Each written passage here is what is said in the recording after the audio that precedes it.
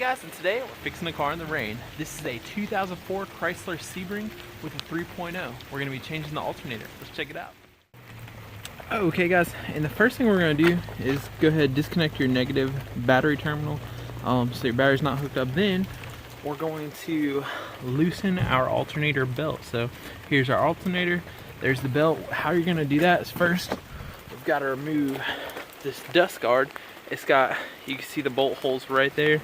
It's got 312mm holding it there, and then as you can see, like right there and right there and there, we've got these little plastic clips like this. I take this little tool right here and I get behind the screw, kind of prop it out, and then get behind there and pop those out, and it'll be setting up in here like this.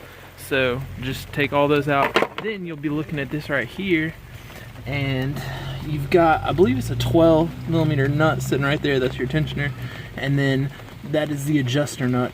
So lefty loosen that adjuster nut below the tensioner pulley, and then your belt will just slip right off. So we'll see what's next in a second.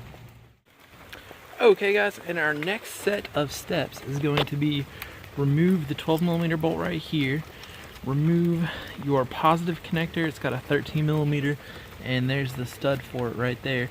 And then our electrical connector, it's a squeeze and pull. Just squeeze right there, pull them on out, get your wires out of the way. I also, that tool I showed you earlier, I just pried that guy out, and then I think there's another one right there, just pry him out. And then we've got a 14mm you can see my wrench on, which will get this guy out of our way so we can get this bracket out of the way, because I think there's another 14 hiding behind this bracket. Let's check it out. Now we're going to take off the 12mm right there and the 14mm nut right there. You can see I got my wrench on it, and it's like a stud that goes through. Okay, and once you remove this bracket, you can see that little hidden 14.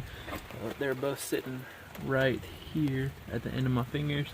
Then it's just gonna look right like this, and it's gonna be real simple. You're just gonna slide the stud out. It just slides right out, and then we're gonna grab the alternator, rock them back and forth, pull up, and just pull them right up through here. So that's pretty much it, guys. And we just pull them right on up and out of here. So